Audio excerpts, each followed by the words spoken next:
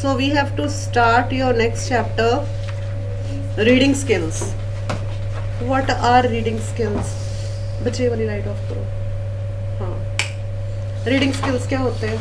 जो चीज़ आप पढ़ते हो और पढ़ने के लिए स्किल्स क्या ज़रूरी होते हैं वो चीज़ आपने देखनी है. सबसे पहली चीज़ होती है कि रीडिंग होती क्या है एक्चुअल में. What is reading?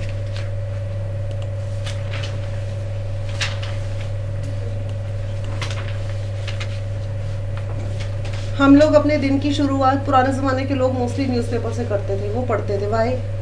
Because they use to think कि दैट गिव्स अस इंफॉर्मेशन. उससे हमें इंफॉर्मेशन मिलती है, नॉलेज मिलती है. ठीक है.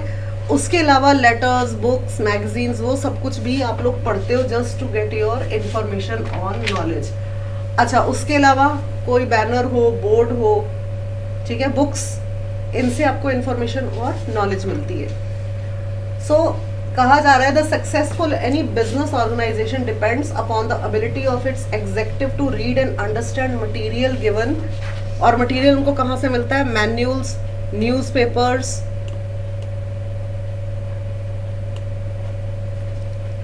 Magazines, book, general letter, report, business report.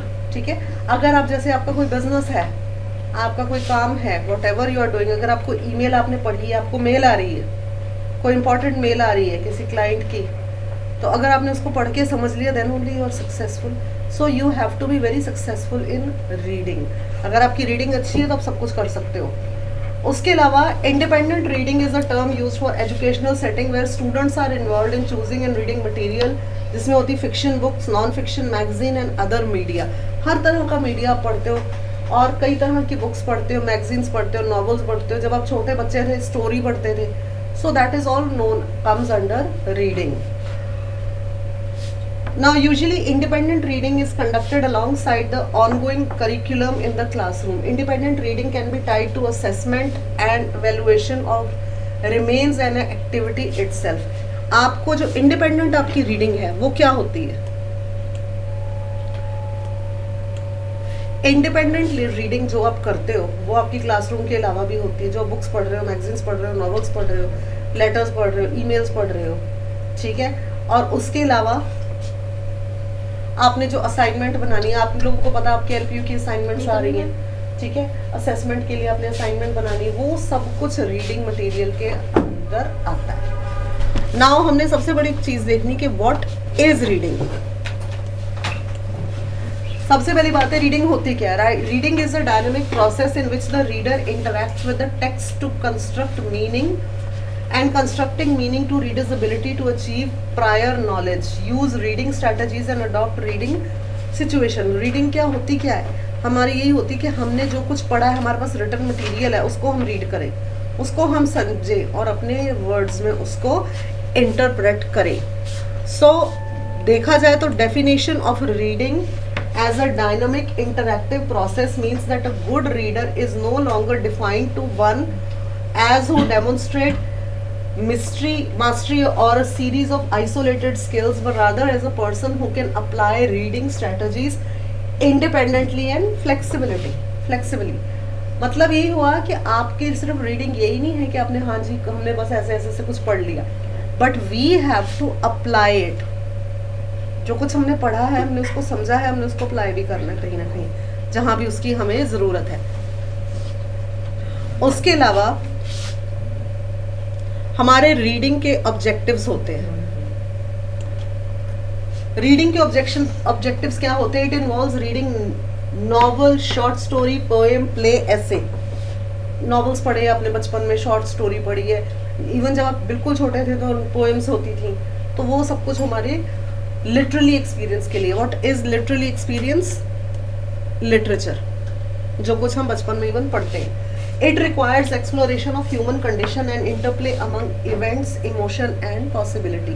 हमने क्या क्या इवेंट्स हमने उसमें देखे, हमारे इमोशन. जब आप छोटे बच्चे थे स्टोरी पढ़ते थे तो उसके साथ आपके इमोशंस भी जुड़ जाते थे. उसको पढ़ना, उसको समझना. अगर कोई हंसी वाली स्टोरी है तो आप हंस पढ़ते थे. ठीक है. अगर कोई sad story, when you were small, जब आपको पता नहीं था कि ये रियल है नहीं है, अब रो भी पढ़ते थे, आपको चुप कराना पड़ता था. So everything involved your emotions. It requires knowing what and how author might write in a specific genre or formulating expectations of how text will be organized. आपका टेक्स्ट कैसे ऑर्गेनाइज होगा, किस तरह से आपका टेक्स्ट फॉर्मुलेट होगा whenever you are doing a certain activity, तो आपका टेक्स्ट उसमें कैसा है वो चीज इन्वॉल्व होती है.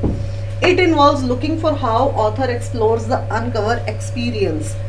अनकवर जो है आपका जो कुछ भी एक्सपीरियंस है, उसमें कोई भी नॉवल है, शॉर्ट स्टोरी है, कुछ भी आपने पढ़ा है, व्हाट एक्सपीरियंस आपको उस चीज से मिला है, वो भी चीज इसमें होती है. It requires engaging experience through text, vicarious experience through text.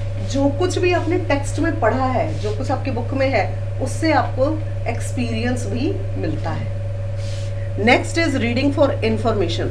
आप रीडिंग किस लिए करते हो? नेक्स्ट चीज है इंफॉर्मेशन के लिए.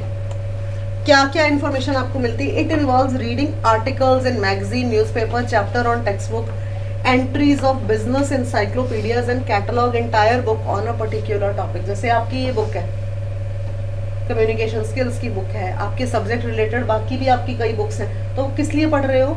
आपकी इंफॉर्मेशन बढ़ेगी. एग्जाम भी एक पर्पस है और इंफॉर्मेशन होगी तभी आप आगे चल के सक्सेसफुल अपना काम कर सकोगे. Next is awareness and features found in this type of prose such as chart, footnotes, diagram, sub headings. जैसे कहीं कोई आपके डायग्राम्स हो, सब हेडिंग हो, इंफॉर्मेशन हो, वो सब कुछ भी आपको यहाँ से मिलती है.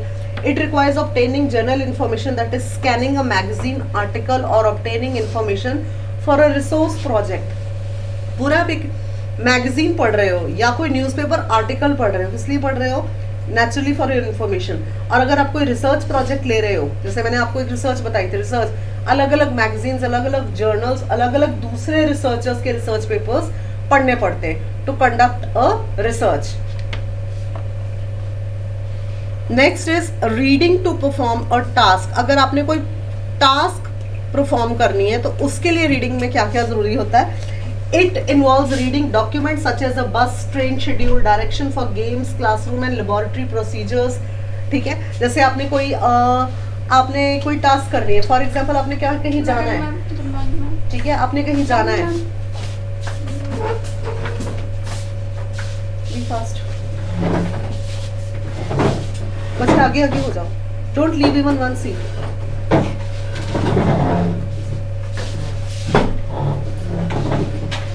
If you need to travel by bus, train, तो आपको इन्फॉर्मेशन होनी चाहिए. आपको रेलवे स्टेशन से आपको पता करना पड़ेगा मेरी ट्रेन टाइम पे है कि नहीं.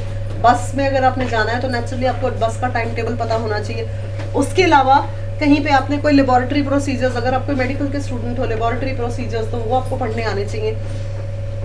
रेसिपी अगर आपको समझ में आएगी, अगर कहीं पे आपने रिटर्न रेसिपी पढ़ के कर रहे हो, कुछ बना रहे हो, तो रिटर्न समझ में आएगी तभी आप कुछ बना पाओगे. सो जो कुछ आपने टास्क करनी होती है लाइफ में, जितनी भी आप टास्क कर रहे हो, उस सब में रीडिंग की इम्पोर्टेंस है. उसके अलावा understanding the purpose and structure of document which guide you selection, understanding and application of information. अगर कोई डॉक्यूमेंट है, कोई भी चीज़ आप पढ़ रहे हो, उसकी इन्फॉर्मेशन आपको मिल रही है कहीं से भी, तो वो सब में भी रिक्वायरमेंट होती है रीडिंग की. उसके अलावा एप्लीकेशन ऑफ इन्फॉर्मेशन, रीड तो कर लिया, but how, where to apply, वो चीज़ भी आपकी अंडरस्टैंडिंग में ज़रूरी होती है. बिकॉज जो कुछ भी रीड आपने किया है, आपने उसको अप्लाई करना है, तभी आप रीड कर रहे हो. ये सब आप कुछ कर रहे हो, किस लिए कर रहे हो? You have to apply it in your life. यहाँ पे है, आपने एग्जाम भी अपना देना है. सो रीडिंग को एप्लीकेशन के साथ भी जोड़ के रखो कि हम रीड इसीलिए करते हैं because we have to perform some task, या हमने उसको लाइफ में कहीं ना कहीं अप्लाई करना होता है, देन ओनली वी रीड. आपको क्या हर रोज कहना पड़ता है कहीं और बैठो इफ यू आर टॉकिंग? बच्चे आप उस सीट पे जाओ, fast.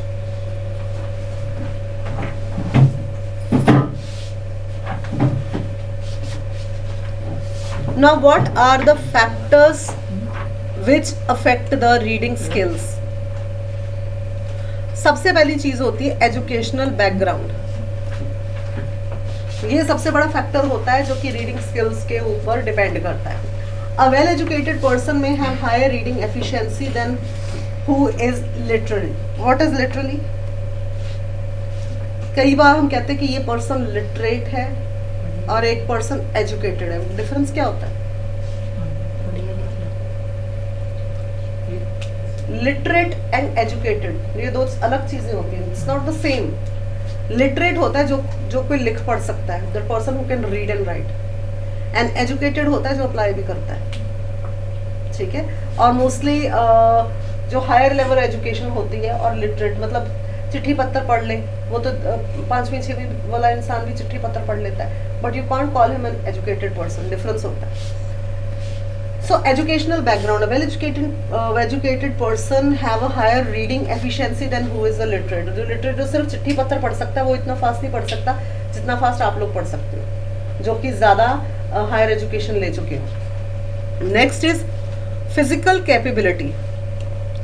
Sometimes some physical defects in some person may hinder their efficiency to read and comprehend.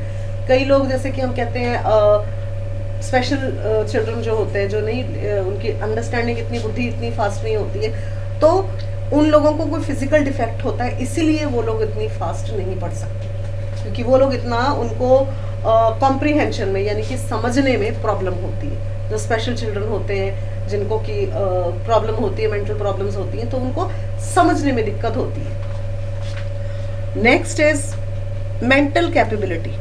Naturally हर इंसान की एक डिफरेंट मेंटल कैपेबिलिटी है।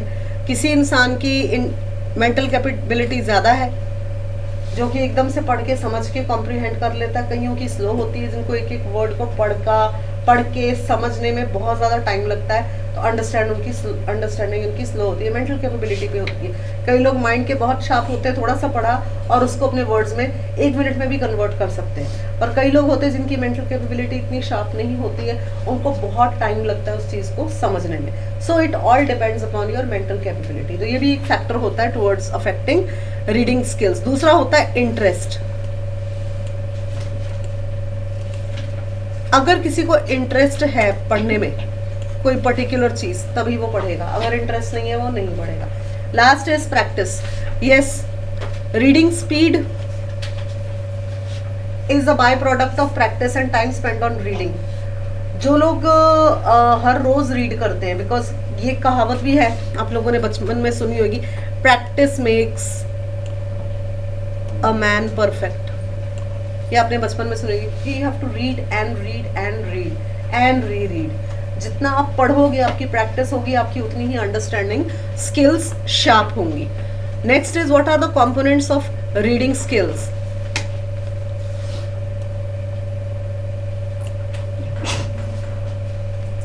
रीडिंग स्किल्स के जो कंपोनेंट्स होते हैं वो होते हैं, सबसे पहली चीज होती है रीडिंग स्पीड, आप कितनी स्पीड से रीड कर रहे हो। नेक्स्ट इज कॉम्प्रीहेंशन, आप कैसे उसे कॉम्प्रीहेंड कर रहे हो, कैसे समझ रहे हो और अपने वर्ड्स में उसको कैसे कन्वर्ट कर रहे हो।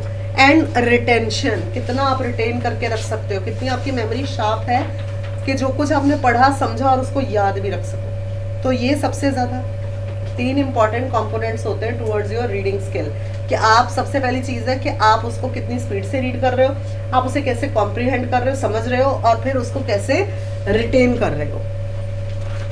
पहली चीज आती है reading speed. It is the speed at which one can read words, कि हम वर्ड्स कितनी स्पीड से पढ़ सकते हैं। It is calculated at the rate of words per minute. Reading speed is calculated by using the simple formula. ये formula होता है वर्ड रीडिंग का, word a minute, WAM, total number of words read into 60, number of seconds actually taken to read such a material.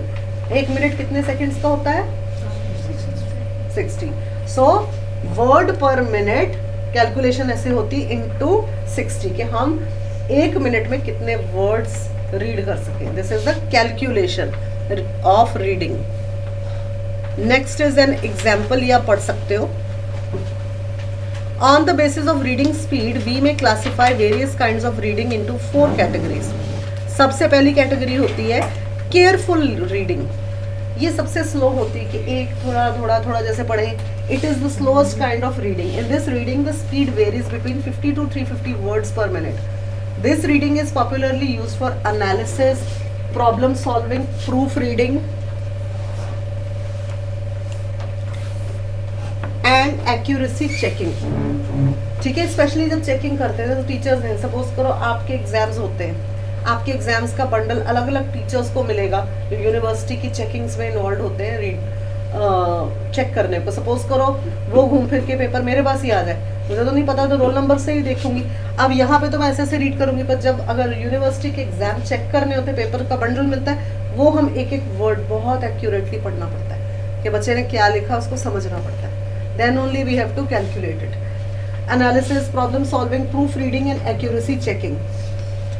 The material read is retained in the memory for longer period. जो कुछ भी आप पढ़ते हो वो आपकी retain हो जाती है इन योर मेमोरी काफ़ी ज़्यादा पीरियड ऑफ टाइम तक। जब आप स्लो रीडिंग करते हो तब आपको याद रहता है, क्योंकि आपकी मेमोरी उस वक्त इन्वॉल्व होती है। कभी अभी गौर करना, इवन आप घर पे अगर हो, even if you are reading this, आप अपने मोबाइल वगैरह साइलेंट पे करके स्विच ऑफ करके रीड करो और पूरा ध्यान सिर्फ उसमें लगाओ।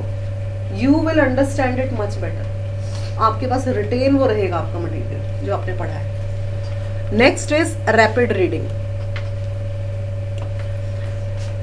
It is the simplest kind of reading where the speed will range from 300 to 600 word per minute when the conceptual burden of the material read on the reader is light or when the retention of material is longer and it is not required rapid reading process। मतलब rapid reading में होता है कि हम थोड़ा सा आराम से भी पढ़ लेते हैं, थोड़ा फटाफट पढ़ लेते हैं। क्यों? क्योंकि हमारे लिए उस वक्त इतना बोझ नहीं होता। उसमें क्या क्या प्रोसेसेस आते हैं? First process is skimming. This kind of reading is with the eyes of the reader go through the material but usually skipping the details। जैसे बस हम अगर कोई ऐसे ऐसे ऐसे ऐसे बस देख के पढ़ लो कि हमने उसकी मेन हेडिंग्स पढ़ ली हैं, डिटेलिंग में जाने की कोई ज़रूरत नहीं, so that is known as skimming. ये होती है 1500 words per minute. It is done to grasp main ideas and review previously read material. ये मोस्टली क्या होता है कि इसमें हमने मेन आइडियाज़ को लेने हैं और हमने रिव्यू करना है जो हमने पिछला मटेरियल पढ़ा है वो। Next is scamming. स्कैमिंग जो होती है, it is the fastest kind of reading where the reading speed may reach up to 3000 words per minute. Skimming the material is being done in a finite and highly specific purpose for reading and is basically to search particular information. A person proficient in skimming will see little or nothing other than information which he is reading. ठीक है ना, कि scamming क्या होती है कि हाँ हमने देखना है कि हमने कौन सी स्पीड में पढ़ रहे हैं और जो इंफॉर्मेशन चाहिए इंसान उसी चीज़ को देखता है, उसी चीज़ को डीपली वो पढ़ के समझ कर फिर अपने वर्ड्स में बताता है। स्किमिंग और स्कैमिंग के बीच में मतलब पता चला।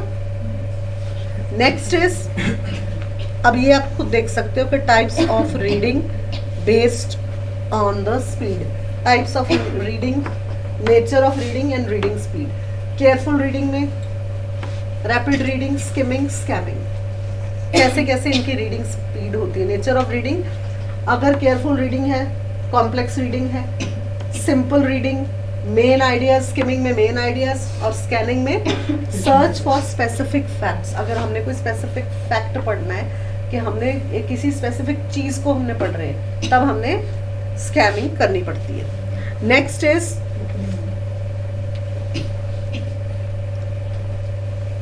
Comprehension. It is the understanding of red material. जो कुछ हमने पढ़ा है उस मटीरियल को अंडरस्टैंड हम कैसे कर रहे हैं वो होता है comprehension. There is more or less intrusive relationship between reading speed and understanding material. If the reading speed is slower, comprehension rate will be higher. अगर हमारी reading speed, ये चीज़ हमेशा याद रखना, अगर हमारी reading speed slow है तो जो comprehension है हमारी वो higher होगी। मतलब कि हम जितना slow पढ़ेंगे हम उतना ही ज़्यादा comprehend कर सकेंगे, समझ सकेंगे, retain करके रख सकेंगे। A reader may improve his reading speed without comprehending, compromising his ability to understand and comprehend। ठीक है, एक रीडर जो होता है वो अपनी रीडिंग स्पीड को कैसे इम्प्रूव करता है? जब वो स्लो पढ़ता है, ठीक है, और वो कॉम्प्रोमाइज़ नहीं करता कि हाँ मैं फटाफट फटाफट कर लूँ। सो कॉम्प्रीहेंशन में पहली चीज़ होती है कि अगर हम ठीक से पढ़ रहे हैं, उसको समझ रहे हैं और उसको रिटेन कर रहे हैं, सो वो स्लो रीडिंग में भी आ जाता है। Comprehension of a person can be tested in 2 ways, immediate recall and immediate interference. तो इस तरह से आप टेस्ट कर सकते हो, इमीडिएटली पूछ लो, जो स्लो रीडिंग कर रहा है उससे पूछो कि आपको क्या समझ में आया, तब आपको पता चलेगा कि इसने कितना उस चीज़ को रिटेन किया है और आपको उस चीज़ को समझा सकता है। Next is reading efficiency. It combines reading speed and reading comprehension. Reading speed कि उसकी स्पीड कितनी है, और comprehension वो कैसे comprehend कर रहा है, कैसे वो अपने words में उसको convert कर रहा है या अपने words में उसको बता रहा है. Jacob suggests the following formula to calculate reading efficiency. Reading speed into comprehension. Jacob ने क्या सजेस्ट किया है, ये वाला फॉर्मूला कि हमने अपनी रीडिंग स्पीड को कैसे हमने देखना है कि रीडिंग स्पीड इनटू कॉम्प्रीहेंशन. हमारी reading speed 60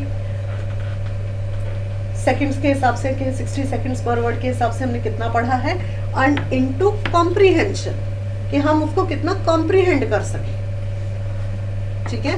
So if the reader with the reading speed 80 words per minute understand and comprehends 80% of the material read, reading efficiency score will be 64. फिर उसका score हो जाएगा 64 क्योंकि वो पढ़ रहा है और उसको comprehend भी कर रहा है अपने words में.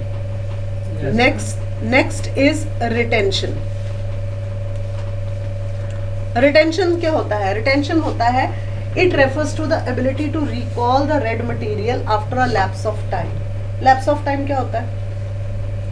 कुछ टाइम पीरियड के बाद. जैसे सपोज करो आपने पिछले हफ्ते क्या पढ़ा था, वो भी पूछ लें कि हाँ जी पिछले हफ्ते इसी दिन वेडनेसडे वाले दिन आपका कौन सा चैप्टर पढ़ाया गया था, कितना आपको याद है, तो वहीं से पता चल जाएगा कितना कॉम्प्रीहेंड करते हो, कितना पढ़ते हो घर जाके. ठीक है. इससे मेमोरी पावर भी पता लग जाती है कि एक इंसान की कितनी मेमोरी पावर है, वो कैसे रिटेन कर रहा है और कैसे उसको कॉम्प्रीहेंड करेगा अपने वर्ड्स में. It is one of the essential skill which needs to be improved by a reader. Some people are good readers but the retention power is poor, then they are unable to learn and recall the read material. कई लोग होते हैं वैसे वो पढ़ लेते हैं, reading उनकी ठीक है पर उनकी रिटेंशन पावर पुअर है, वो मेमोरी उनकी पुअर है, वो ज़्यादा देर तक याद नहीं रख सकते. वो अनेबल होते हैं कि हाँ पढ़ा और उसको याद रखने में वो थोड़ी सी अनेबिलिटी होती है, वो इतना याद नहीं रख सकते, उनकी रिटेंशन कम होती है. तो उनको क्या चाहिए, उनको बार बार पढ़ते रहना चाहिए ताकि उनकी रिटेंशन स्ट्रांग हो. Now what are the techniques for improving reading skills. सबसे पहली है एक्टिव रीडिंग.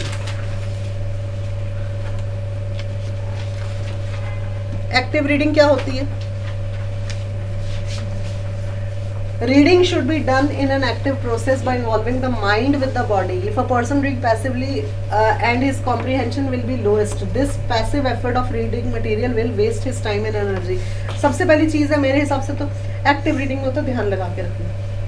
ये नहीं कि आपका माइंड कहीं और है और आप सिर्फ बॉडीली हाँ रीड कर रहे हो पर ख्यालों में आप कहीं और खोए हुए हो.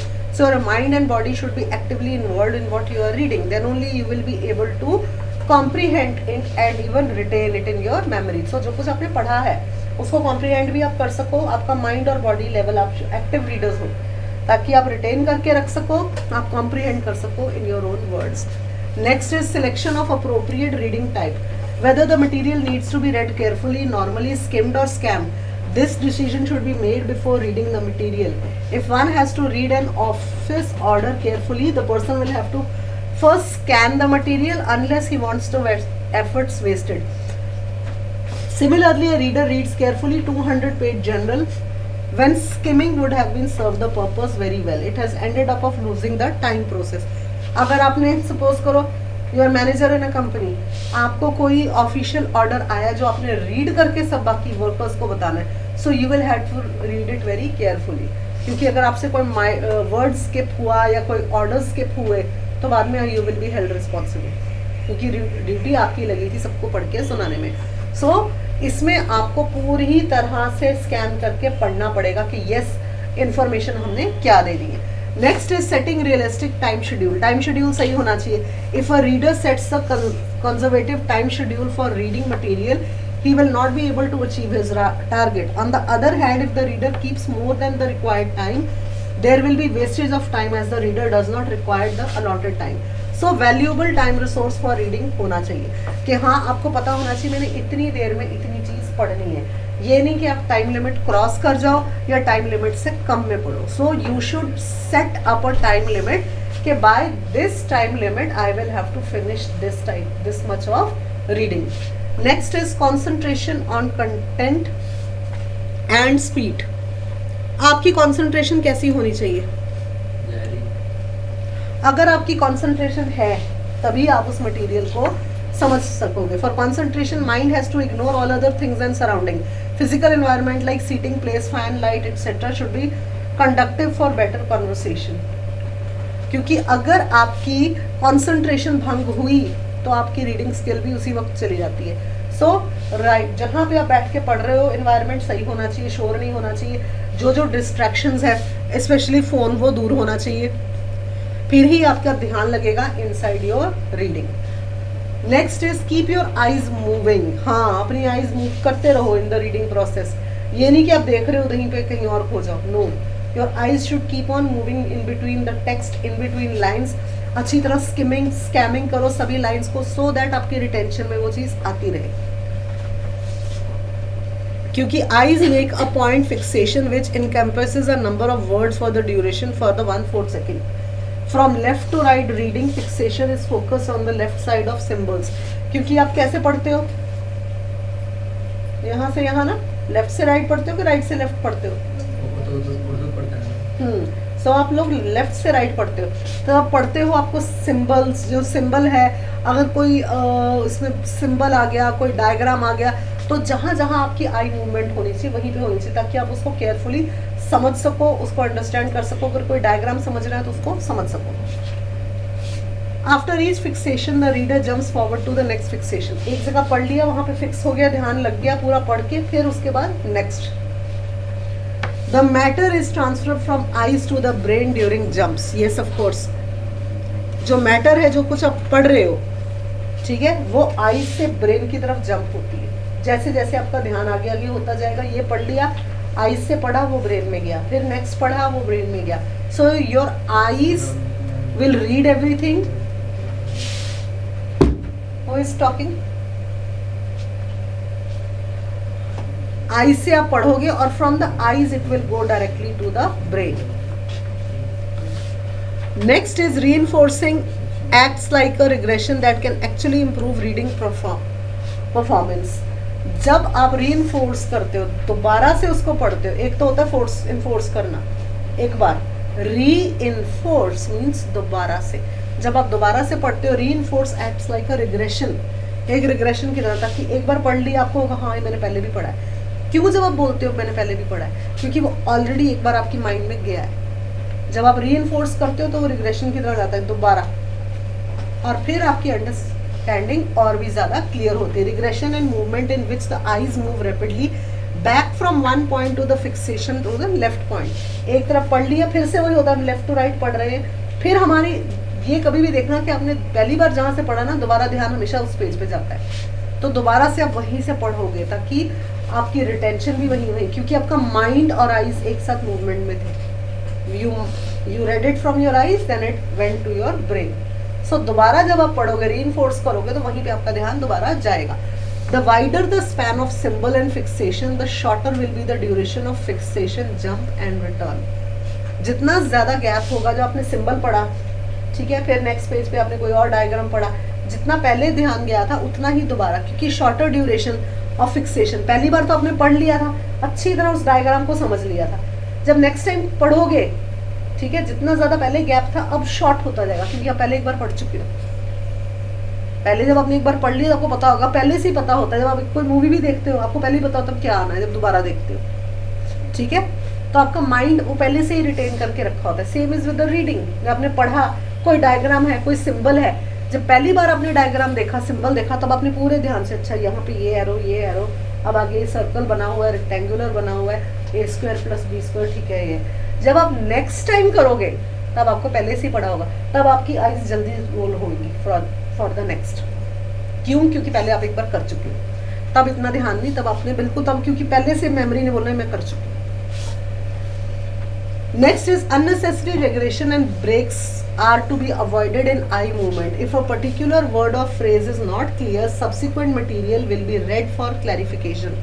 अगर बीच में आपका पास कोई वर्ड है जो आपको क्लियर नहीं है, मतलब पहली बार समझ नहीं आया, तो आप कोई क्या रखोगे, सब्सिक्वेंट मटेरियल, अलग से एक मटेरियल रखोगे या डिक्शनरी रखोगे, आजकल तो गूगल है, ताकि आप उस वर्ड को, ये मटेरियल, इस वर्ड का मेरे को मतलब नहीं पता था, तो आप देखोगे कि क्लैरिफिकेशन का मतलब क्या है, फिर आपको क्लियर होगा। क्लैरिफिकेशन का मतलब ये है कि चीज़ को क्लियर करना, कि चीज़ को दोबारा से समझना, कि हाँ पहली बार में क्लियर नहीं था, दोबारा से कि अच्छा इसका ये मतलब है। If one reads the material at slowest pace, the need for extensive reading and regression will be eliminated. Hence, it is advisable to read slowly for greater reading efficiency. तो अगर आप नॉर्मल स्पीड पे पढ़ोगे, पहली बार में ही slower speed पे पढ़ोगे तो ठीक है। अगर पहली बार में ही आपने नॉर्मल स्पीड पे पढ़े या एक्सटेंसिव रीडिंग फटाफट कर ली, तो नेक्स्ट टाइम आपको स्लोअर रीडिंग की जरूरत पड़ेगी। तो इसलिए एडवाइस क्या किया जाता है कि पहली बार ही ध्यान से पढ़ो, स्लो रीडिंग करो, ताकि पहली बार में ही आपको समझ आने लग पड़े, और जब सेकेंड टाइम करोगे तो वो सिर्फ रीइंफोर्स हो। Next is quick and silent reading. What is quick and silent reading?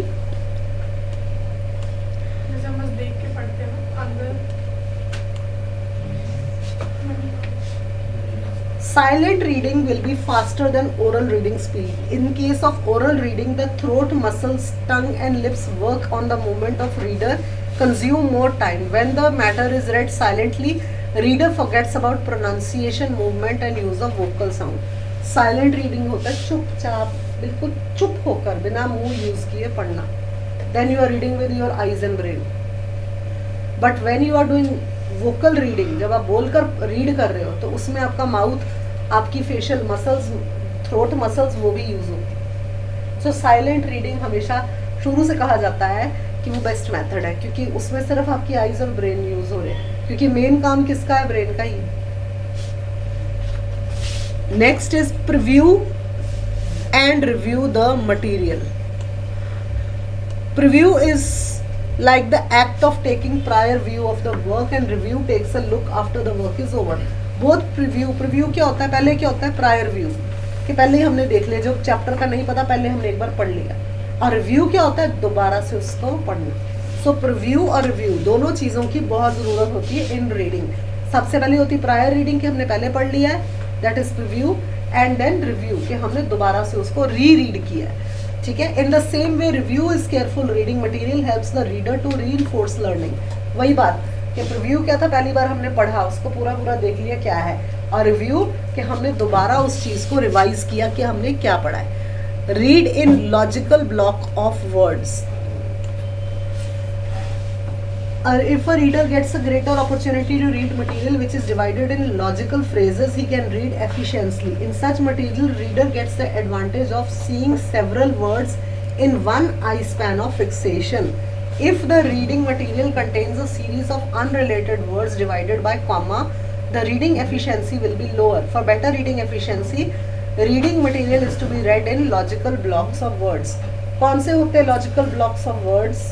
जैसे ये दिया हुआ है, ठीक है। अगर फ्रेजेस वगैरह में है तो आपको कॉमा उसका रुकना पड़ेगा, ठीक है। वो सारा कुछ जो पंक्चुएशन मार्क्स वाले होते हैं, तो उसमें आपको कभी कभी अंडरस्टैंडिंग में होते हैं, अच्छा ये डायग्राम अगर कोई फ्लो चार्ट टाइप हो तो ये चीज़ ज़्यादा इजी होती है कि आप ब्लॉक ऑफ वर्ड्स में पढ़ो, ताकि आपकी अंडरस्टैंडिंग ठीक हो। Next is read just enough to capture thoughts. सिर्फ उतना ही पढ़ो जिसमें आपकी थॉट्स कैप्चर हो जाएं, जिसमें आपका थॉट प्रोसेस चल सके, आपके थॉट्स के साथ वो वर्ड्स चलते रहें। और नेक्स्ट, और सबसे ज़्यादा जरूरी चीज़ होती है पिक्चराइज करो। जो कुछ आपने पढ़ा उसे अगर पिक्चराइज करोगे तब आपकी रिटेंशन ज़्यादा स्ट्रॉन्ग होगी। Improvement of capability to understand symbols. Reading include seeing symbols, transferring them to the brain and giving meaning to the received symbols. Mostly आप जब सिम्बल्स पढ़ते हो, साइंस एंड सिम्बल्स, जैसे हमेशा आपको ट्रैफिक लाइट याद रहता है, क्यों? क्योंकि बचपन में 5th क्लास तक उसके ऊपर आपने बहुत सारी क्लासेस एक तरह से अटेंड की होती हैं, सेफ्टी रूल्स, ट्रैफिक रूल्स। अगर आपके सोते भी पूछने के जो ट्रैफिक रूल्स हैं उसमें सिंबल्स कितने हैं, आप बता दोगे सोते 3। क्यों? क्योंकि उसकी आपने बहुत सारी 5th स्टैंडर्ड तक पिक्चर्स वाली बुक्स से आपने पढ़ाई की है, ठीक है ना। अगर कोई बोलेंगे कि ग्रीन का मतलब क्या होता है, रुक जाओ, सोते सोते बोलोगे नहीं रीडिंग का मतलब होता है गो। क्यों? क्योंकि उन चीज़ों पे, उन सिंबल्स पर आपका बहुत ज़्यादा 5th क्लास तक जोर रहा है। मोस्टली उन सिंबल्स के ऊपर अलग अलग EVS और पता नहीं मॉरल साइंस, हर जगह हर टॉपिक में आपने वो पढ़ा है। सो दैट सिंबल्स, इसीलिए स्टॉप, लुक, गो, उसके अलावा be careful while driving, wear a helmet, हर जगह लिखा होता है, वो आपको पता भी है, safety rules. So the meaning of symbols may vary from different context, अलग अलग कंटेक्स्ट से। मैथ्स के सिंबल्स अलग होते हैं, sine theta, cos theta, algebraic symbols, diagrams, ठीक है। For wing symbols previous related experience में भी use for understanding the meaning. कई बार होता है कि जो प्रीवियसली हमने अगर कुछ पढ़ा है, मीनिंग अंडरस्टैंड करने में वो सिंबल्स की बहुत इंपॉर्टेंस होती है। For expanding the ability to understand symbols more extensive reading is required. कई बार एक्सटेंसिव रीडिंग की रिक्वायरमेंट होती है कि हमने उस चीज़ को पढ़ना है, उस चीज़ को समझना है, तो एक्सटेंसिवली उस चीज़ को समझना पड़ता है, पढ़ना पड़ता है, क्योंकि हमें दोबारा दोबारा उस चीज़ की रीइंफोर्समेंट की ज़रूरत होती है। Other kind of communication skills like listening, speaking, writing and observing may also be use to improve the capability to establish meaning. Reading की ज़रूरत होती है, राइटिंग स्किल्स की ज़रूरत, ये जितने भी स्पीकिंग स्किल्स की ज़रूरत होती है, चारों स्किल्स की हमें ज़रूरत होती है ताकि हम उस चीज़ को दोबारा से रिप्रोड्यूस करें। Word list, glossary of terms, dictionaries is also use. तो डिक्शनरीज भी यूज़ होती हैं, glossary of terms, literally words, ये सब कुछ यूज़ होते हैं ताकि हमें रीइंफोर्स हो जाए जो कुछ हमने पढ़ा है। अंडरलाइन एंड टेक नोट्स, हमेशा आपको कहा जाता है ना कि कुछ अंडरलाइन कर लो अगर ज़रूरी है, नोट्स बना लो अगर आपको ज़रूरत लगे। क्यों? ताकि वो आपके अंदर रीइंफोर्स हो जाए, दोबारा से उस मटेरियल को आप रिप्रोड्यूस कर सको।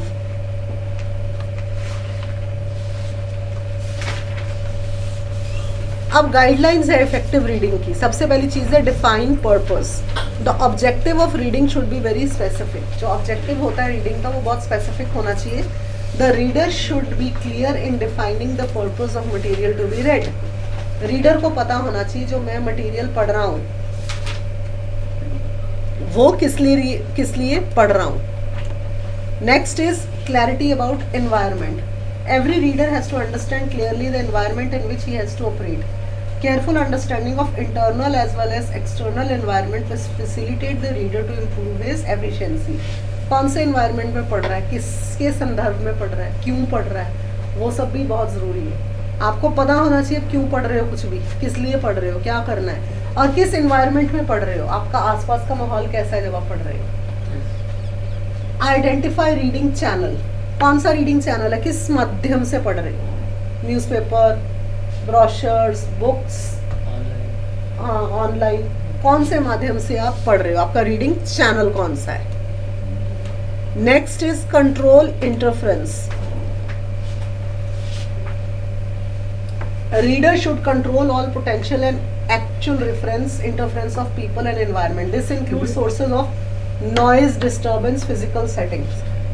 जो नॉइज डिस्टर्बेंस होती है या फिजिकली चेयर्स मूव हो रही हैं, आवाज़ आ रही है इधर उधर से, वो सब कुछ कंट्रोल में रख के ही रीडिंग हो सकती है, नहीं तो रीडिंग नहीं हो सकती। Getting the reading of words and non verbal symbols. Non-verbal or verbal symbols. All messages are created by words and non-verbal symbols. Reading and comprehension skills can be enhanced by carefully signing meanings of word and non-verbal. Meaning of word पता होने चाहिए और non verbal symbols. Symbols भी जो है, जैसे मैंने आपको एग्जांपल्स देती हूँ सिम्बल्स की, वो भी आपको क्लियर होने चाहिए किस चीज़ का सिम्बल है, क्यों यूज़ किया जा रहा है। Evaluate critically. नेचुरली आपको क्रिटिकल एवेल्युएशन की बहुत ज़रूरत पड़ती है। Whenever you are reading something, आपको उसको एवेल्युएट भी करना है, सारा कुछ देखना है कि क्यों पढ़ा जा रहा है, किस लिए पढ़ा जा रहा है। A reader should keep a critical I on reading material. Without critical evaluation the reader cannot carry on reading effectively efficiently. An evaluation, the reader shall be able to decide whether he needs to scan or carefully read the material. ठीक है, आपको critically evaluate करना चाहिए कि हाँ ये मैंने scamming करनी है, ये केयरफुली एक एक वर्ड को देखना है।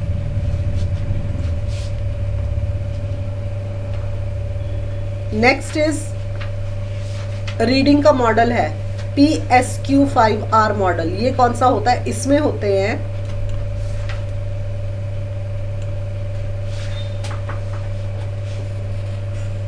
पर्पस, सर्वे, क्वेश्चन। जिसमें होता है कि रीड पहले करना है, ये एक मॉडल है कि हमने पहले सिलेक्टिवली रीड करना है, फिर उसके बाद हमने रिसाइट करना है कि क्या हमने पढ़ा है, फिर हमने रिड्यूस करना है आसपास का नॉइज़, और हमने रिकॉर्ड करना है हमने क्या पढ़ा है, रिफ्लेक्ट करना है उस चीज़ को, रिफ्लेक्ट करना, हाँ हमने ये पढ़ा था, हमने ये किया था, अच्छा कल हमने ये पढ़ा, वो होता है रिफ्लेक्ट करना, और फिर रिव्यू करना है। सो ये जो मॉडल है ये बहुत ज़्यादा ज़रूरी है हमारी अंडरस्टैंडिंग के लिए। ये अब हम कल करेंगे। कौन सा मॉडल है?